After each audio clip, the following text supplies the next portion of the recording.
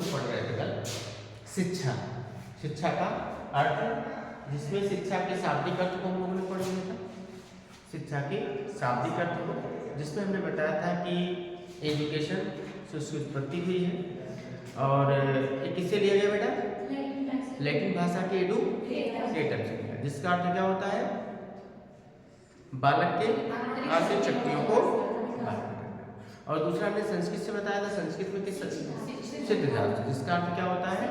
सीखना या सिखाना, अधिगम करना अर्थ होता है। ठीक है। उसके बाद हमने आप लोग को बताया था शिक्षा का संकुचित अर्थ, शिक्षा का संकुचित अर्थ बताया था। शिक्षा का संकुचित अर्थ का मतलब क्या होता है? साथी बताओ बेटा।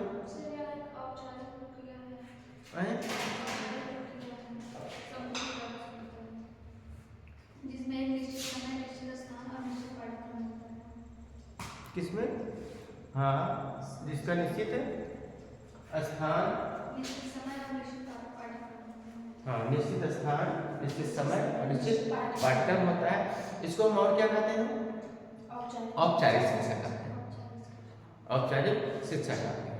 इसका उदाहरण जैसे, इसका उदाहरण एग्जाम्पल जैसे विद्यालय। क्या है? विद्यालय। इसमें एक परिभाषा हमने बताया था किसकी? मैकेंजी का बताया था, जेम्स मैकेंजी का बताया था। उन्होंने, उनका मुख्य उद्देश्य क्या था? शक्तियों का उल्लेख किया था।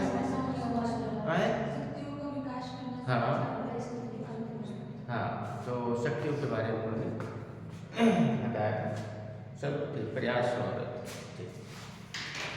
उसके बाद हमने आप लोगों को बताया था व्यापक शिक्षा। कौन सी शिक्षा? हाँ,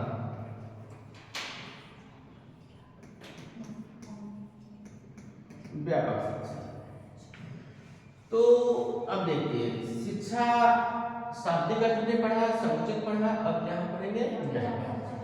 व्यापक शिक्षा का मतलब होता है जीवन पर्यंत। क्या है? जीवन पर्यंत। जीवन अर्थात जन्म से लेकर मृत्यु तक मनुष्य जो सीखता है या जो अधिगम करता है, अर्थात जो इसका अधिगम कार्य है, वह क्या होता है? वह जन्म से लेकर मृत्यु तक क्या करता है? सीखता है। क्या करता है? सीखता है, अधिगम करता है ना? तो व्यापक शिक्षा अर्थात जो शिक्षा है वह निरंतर चलने वाली प्रक्रिया है। कैसी है? हाँ, निरंतर चलने वाली प्रक्रिया है जो जीवन भर चलती है। और निरंतरता के साथ साथ क्या इसमें होती है? गतिशीलता होती है। क्या होती है? हाँ, गतिशीलता होती है, नहीं एक जगह स्थिर होती है, यहाँ गतिशीलता होती है। अर्थात निरंतरता के साथ साथ गतिशीलता इसमें पाई जाती है, जिससे बालक क्या करता है? जीवन भर आत्मसात करता रहता है। क्या करता है? आत्मसात, शिक्षा सीखता। क्या करता है? सीखता है। जीवन पर्यंत मनुष्य के जीवन में शिक्षा ग्रहण करता रहता है। अब देखिए, व्यापक शिक्षा में औपचारिक शिक्षा और अनौपचारिक शिक्षा दोनों आ जाती है। क्या हो जाती है? हाँ, व्यापक शिक्षा में औपचारिक शिक्षा भी आ जाती है और अनौपचारिक शिक्षा, मतलब जो आप घर पर जो शिक्षा ग्रहण करते हैं वो कौन सी होती है? अनौपचारिक शिक्षा होती है। और यहाँ पर जो आप शिक्षा ग्रहण कर रहे हैं वो औपचारिक शिक्षा है। तो इस व्यापक शिक्षा में औपचारिक शिक्षा भी आ जाएंगे और अनौपचारिक शिक्षा भी आ जाएंगे, जिससे संबंध में डमलिन ने बोला था। किसने बोला था? डमलिन ने उल्लेख किया था कि जन्म से लेकर मृत्यु पर्यंत तक चलने वाली प्रक्रिया को हम व्यापक शिक्षा हो गया। इतना ही लिखना है, लिख लीजिए। व्यापक शिक्षा क्या है? व्यापक शिक्षा,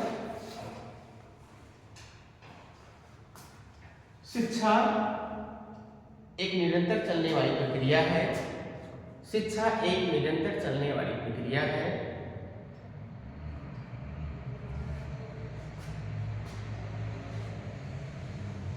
जो बालक के जन्म से लेकर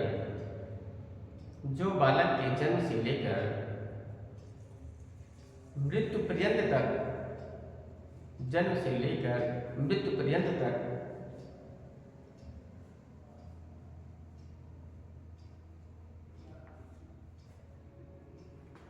चलती रहती है, मृत्यु पर्यंत तक चलती रहती है।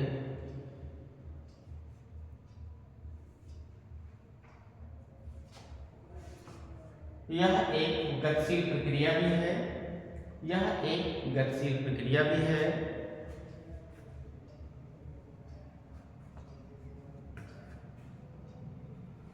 जिसमें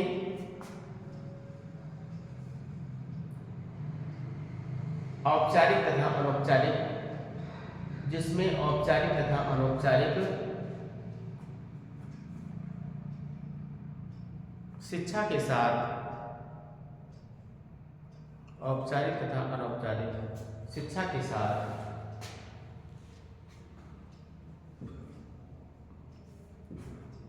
आनुवंशिकता एवं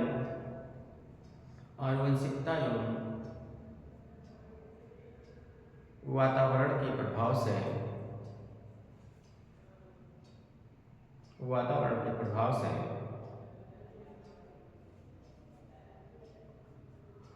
शिक्षा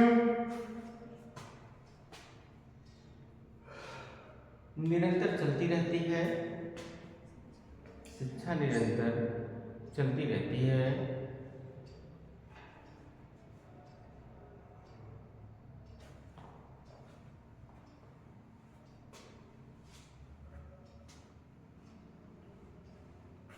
प्रोफेसर डकविल के अनुसार, पहला ऐसे प्रोफेसर डकविल के अनुसार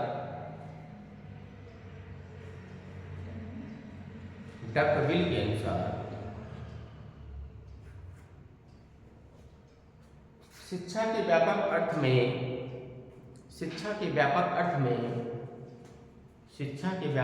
में सभी प्रभाव आ जाते हैं। शिक्षा के व्यापक अर्थ में सभी प्रभाव आ जाते हैं, जिसमें बालक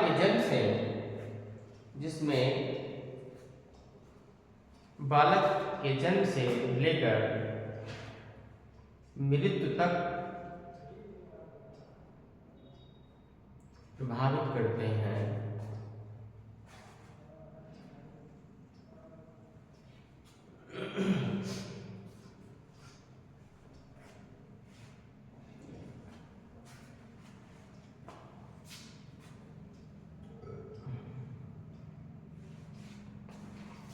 उसके बाद मैंने बताया था शिक्षा का विश्लेषणात्मक अर्थ।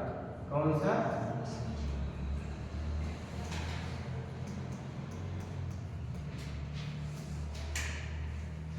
शिक्षा का विश्लेषणात्मक अर्थ। तो ये जो विश्लेषण है, यहाँ जो विश्लेषण है, यह दूरगामी परिणाम इसका होता है। अर्थात यह एक प्रक्रिया है, एक प्रोसेस है। ये क्या है? प्रक्रिया है, और इसमें भी निरंतरता होती है और विषय वस्तु, ठीक, एक चीज समाहित होती है। विश्लेषणात्मक अर्थात क्या है? उसको विभिन्न इकाइयों में बांटना, उसके विभिन्न बिंदुओं का अध्ययन करना, उसके अंदर जितनी भी चीजें हैं वह क्या है? विश्लेषण करना, अर्थात उसकी व्याख्या करना होता है। तो शिक्षा को हम विश्लेषण करते हैं तो शिक्षा एक प्रक्रिया होती है, और प्रक्रिया के विभिन्न चरण होते हैं। क्या होते हैं? शिक्षा के विभिन्न चरण होते हैं। ये जो विभिन्न चरण होते हैं, इन चरणों का क्रमबद्ध अध्ययन किया जाता है। क्या किया जाता है? क्रमबद्ध अध्ययन किया जाता है। जैसे एक होता है प्राथमिक शिक्षा। क्या होता है? प्राथमिक शिक्षा। वहीं दूसरा होता है माध्यमिक शिक्षा। कौन सा होता है? माध्यमिक शिक्षा होता है। वहीं तीसरा होता है उच्च शिक्षा। कौन शिक्षा होता है? उच्च शिक्षा होता है। तो कहने का तात्पर्य इसमें यह है कि ये जो शिक्षा है ये जो शिक्षा है, विश्लेषणात्मक शिक्षा है, ये प्राथमिक शिक्षा, माध्यमिक शिक्षा और उच्च शिक्षा, ये सभी गतिविधियों का अध्ययन करता है और निरंतर करता है, गतिशीलता होती है, अर्थात परस्पर एक अंतःक्रिया करती हुई क्या होती है, चलती रहती है। समझ रहे हैं? तो इस तरीके से क्या है कि उसी को हम क्या कहते हैं, विश्लेषणात्मक शिक्षा। ठीक है, लिख लीजिए।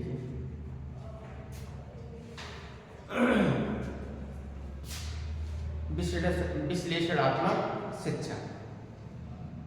शिक्षा एक बहुमुखी प्रक्रिया है। शिक्षा एक बहुमुखी प्रक्रिया है।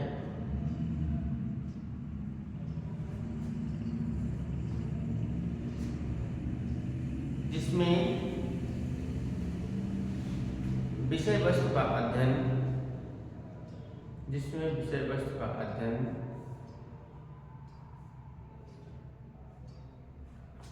वह निरंतर करती रहती है,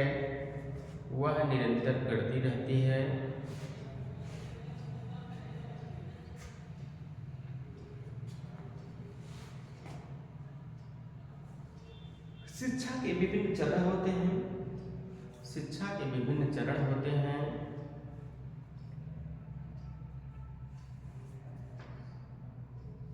शिक्षा के विभिन्न चरण होते हैं, जिसमें प्राथमिक शिक्षा, माध्यमिक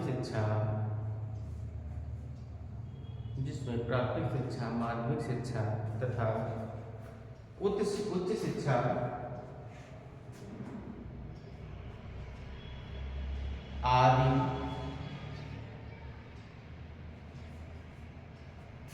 आदि का क्रमबद्ध रूप से अध्ययन किया जाता है।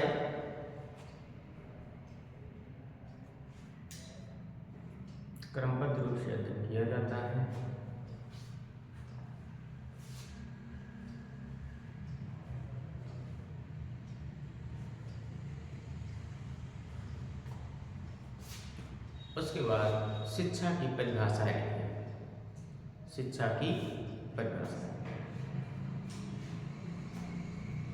अरस्तु का आप लोग जान रहे होंगे, स्वस्थ शरीर में स्वस्थ मस्तिष्क का विकास होता है। अरस्तु के अनुसार स्वस्थ शरीर में स्वस्थ मस्तिष्क का विकास होता है।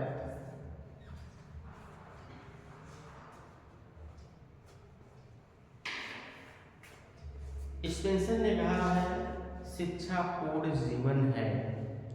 स्पेंसर ने क्या कहा है, शिक्षा पूर्ण जीवन है।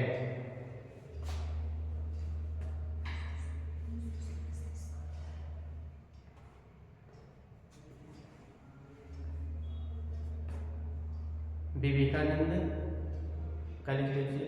विवेकानंद के अनुसार शिक्षा मानव में निहित दैवीय पूर्णता की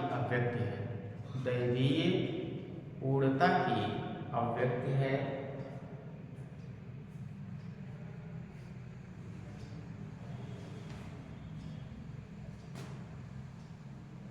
उसके बाद जॉन डेवी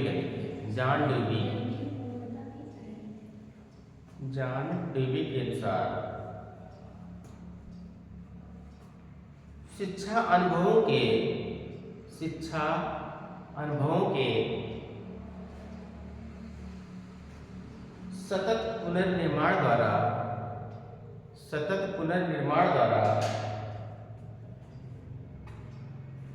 जीवन की प्रक्रिया है।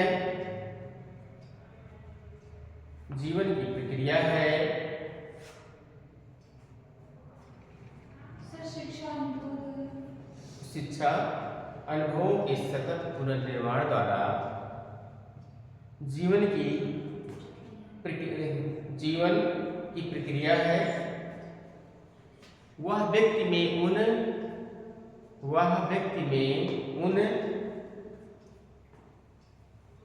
समस्त क्षमताओं का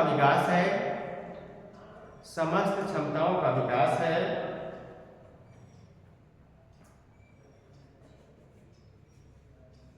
जो उसको अपने वातावरण को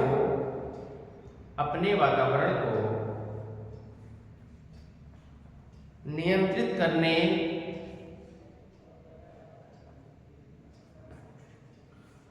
और अपनी संभावनाओं को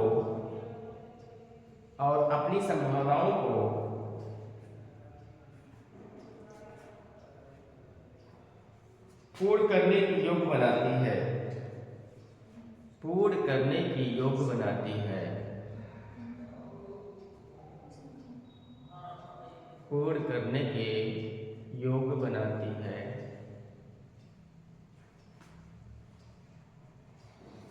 ठीक है।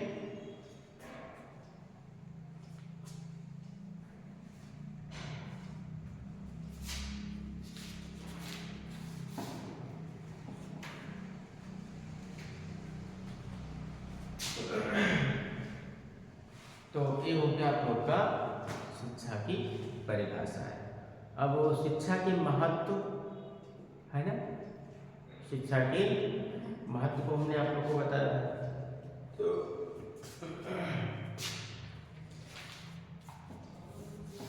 इसमें हमने बताया था आप लोग को आवश्यकताओं की संतुष्टि करने की योग्य बनाता है।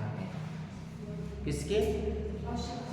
हाँ, आवश्यकताओं की जो संतुष्टि है उसकी योग्य बनाता है। कौन बनाता है? शिक्षा।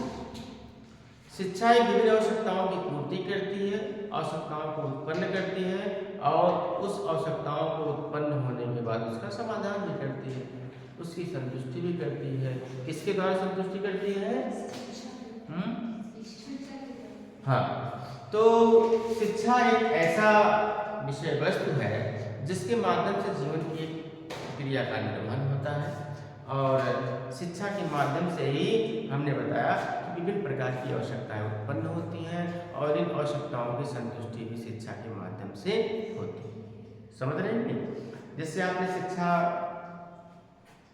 के माध्यम से शिक्षा की आवश्यकताएं उत्पन्न हुई है ना। अब इन आवश्यकताओं की पूर्ति करने के लिए आप प्रयास करेंगे है ना, और शिक्षा ही उसको पूर्ण करेगी। जैसे आप डीएलएड की तैयारी कर रहे हैं, डीएलएड के बाद आपको क्या है? नौकरी लेनी है। तो उसके लिए क्या है? आपको आवश्यकताएं उत्पन्न हुई और आवश्यकताओं के समाधान कौन कर रहा है? शिक्षा कर रहा है। तो शिक्षा उत्पन्न भी करती है और शिक्षा क्या करती है? उसका समाधान भी करती है। आवश्यकताओं की संतुष्टि, जब व्यक्ति उस चीज को पूर्ण कर लेता है तो उसकी आवश्यकताओं की पूर्ति हो जाती है, संतुष्ट हो जाता है ना। कि जब तक आपका एग्जाम नहीं हो जाता है तब तक आप कितनी भी तैयारी रहेगी कि आप संतुष्ट नहीं होंगे, और जब तक अभी रिजल्ट नहीं आ जाएगा तब तक आप संतुष्ट नहीं होंगे, है ना।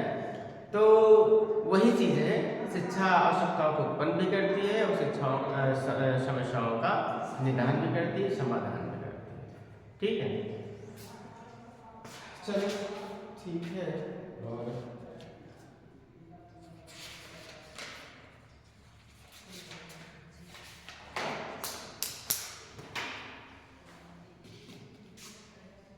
चलो, उस पढ़ाया क्या?